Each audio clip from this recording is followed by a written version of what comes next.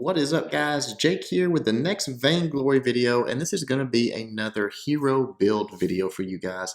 And I've got one I think you'll like today, something a little different. If you watch the channel, you probably have seen Whistle This playing this on Ringo. He plays it quite a bit. He calls it the glowing glove. I don't know, I'm not sure where it got that name from. He can probably tell you more about that. But is a crystal power weapon build, despite starting off a lot like a Taka build that I gave you guys one time that starts off with a tension bow. So we'll get into that. First thing is the abilities. On this one, I know you max your C ability. Obviously, your ultimate when you're doing crystal power. That's a big weapon of yours. We'll talk about that a little bit more later. But also, I'm pretty sure he maxes his B ability. I can't imagine a Ringo build ever not maxing out that B ability. That's just so powerful. The attack speed that he gets from that and the stutter step is just what Ringo's all about. So that's what I would recommend there. Now, obviously the buy, you start off, like I said, with getting a tension bow. So I'm not sure. I'm pretty sure he grabs the weapon blade first. Obviously, you'll grab some pots, go up in the lane, do your thing. But rush that tension bow. You know, we talked about going down the lines. You know, maybe just grabbing your couple weapon blades and then your 6 sins, then your piercing spear and grabbing that tension bow. Now that's going to do a couple things. One, it might make the enemy laner start defending weapon power, which would be great because you're not even going weapon power. But it also gives you so much burst damage. You want to try to get this by, you know, a 5-minute tension bow is pretty powerful. I'd say 6 minutes is the latest you would want to shoot for this. A 4.5-minute tension bow is insane. So shoot for around 5 minutes and you'll be good.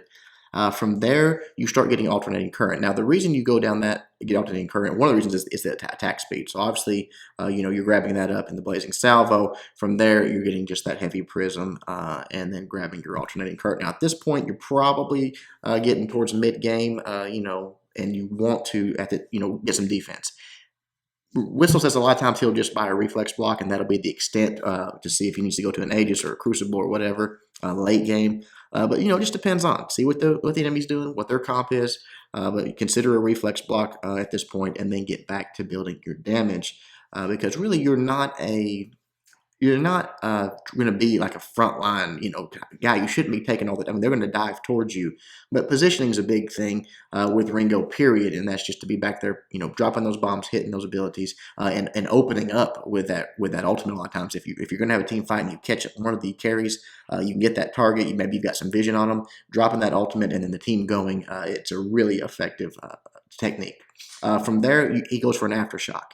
So probably want to go ahead and grab that Eclipse Prism and then go down through your chronograph and grab it and grab that aftershock. And at this point, you are putting out some pretty sick damage. Obviously, I didn't grab it, but you're going to have some boots in there.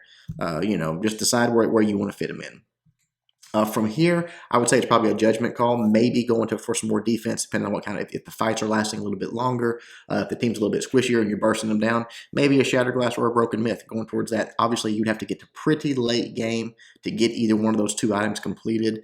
But either way, you could just probably buy into a heavy prism and be pretty safe if you want to go more damage. If you wanted to go more defense, maybe they got a lot of crystal power, someone that's really putting a beating on you, grab that crystal power, or excuse me, grab that shield to defend against that crystal power. Or if they've got a heavy, you know, someone that's really putting out a lot of weapon power damage, might want to grab that armor up. But anyways, that last spot, sort of a swing spot, like a lot of builds. But the basics are rush that tension bow, get that alternating current, grab some defense, and then get that aftershock. And I promise you will be putting out some insane numbers when you get to that point.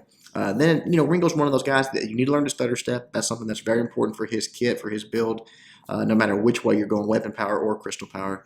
But that is the glowing glove. Hope you guys like it. If you try it out, let me know how it goes for you. Till next time, Jake, doing my best to help you guys suck less.